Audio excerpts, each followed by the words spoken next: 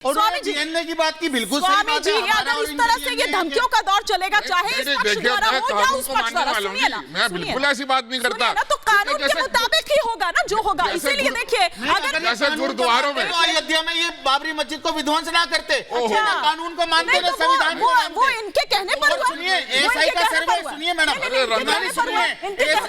वो बाबरी मस्जिद जो थी भारत माता के नक्शे पे कलंक थी, उसे मिटा दिया।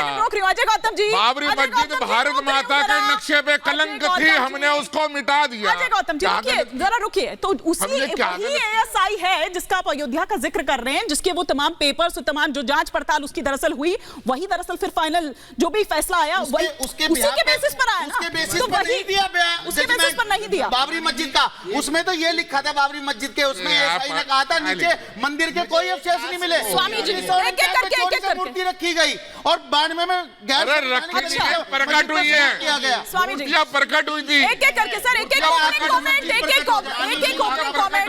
Opening comment. सत्य है वही सत्यता का बोध कराते हैं। उन्हें समझने के लिए सबसे पहले खुद को समझना बहुत जरूरी है। जब ये लोग कभी अपने को ही नहीं समझ पाए, ओम तत्पुरुषाय विद्महे महादेवाय धीमहि तन्नो रुद्र प्रचोदयात्, मैं तो ये कहूंगा परमपिता परमात्मा, हे भोलेनाथ, इन जैसे लोगों को इनको सद्बुद्धि दो ताकि ये समझें कि जो मंदिर है वो मंदिर ही है, मस्जिद तो है ही नहीं। मतलब 1400 साल पुराना, 1400 साल पुराना, 1400 साल पुराना तुम्हारा इतिहास है।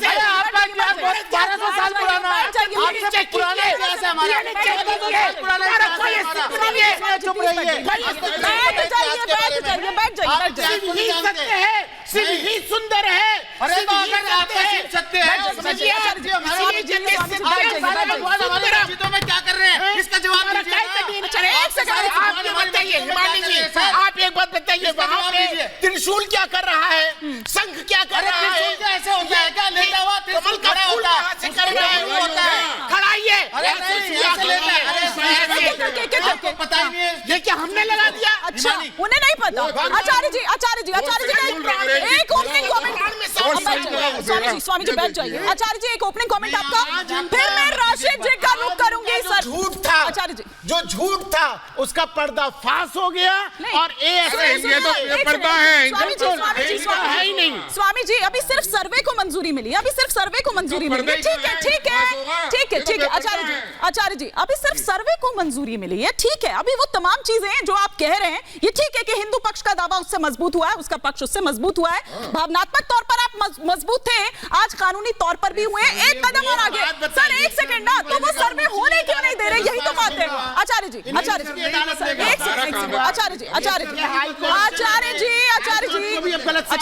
ठीक, स्वामी जी थोड़ा सा ब्रेक लीजिए। स्वामी जी एक ओपनिंग कमेंट ले लो, फिर हरिशंकर जैन जी भी हैं और राशि जी भी हैं। आचार्य जी, अभी जो खबर आई है कि सुप्रीम कोर्ट की तरफ जाने का इन्होंने सोचा है और पहुंच भी गए हैं, शायद माननीय सर्वोच्च न्यायालय के अंदर चले गए हैं। बड़ा अच्छा किया है। मैं कह रहा हूँ एक साथ सारा कलेश कट जाना चाहिए। सुप्रीम कोर्ट ने जहां पर थोड़ी सी पाबंदी लगा रखी है, सर्वे होने की बाद में बात होनी थी, उन्होंने कहा था सही डिसीजन लेंगे, वो भी आज बिल्कुल सही हो जाना चाहिए। या सुप्रीम कोर्ट के चले गए हैं, कहा था कि बकरे की नानी कब तक खैर मनाएगी, वो साफ दिखाई दे रहा है। चिंता मत करो, खिसियानी बिल्ली खंबा नोचने वाली जो स्थिति चल रही है वो वास्तविक। लेकिन आचार्य जी अगर इस तरह के बयान आएंगे, आपको नहीं लगता है कि दूसरी तरफ मतलब कि तो भड़काने वाली चीजें हो गई? आराम से शांति से। एक मिनट हिमानी जी, अगर हमारे सरतंत्र जुदा वाले गैंग वाले होते ना, तो अब तक लेकिन आप भी नहीं करेंगे। बोल रहे हैं इसलिए हिम्मत पड़ रही है क्योंकि हमारे यहाँ परंपरा नहीं है, इनके यहाँ परंपरा है, हमारे यहाँ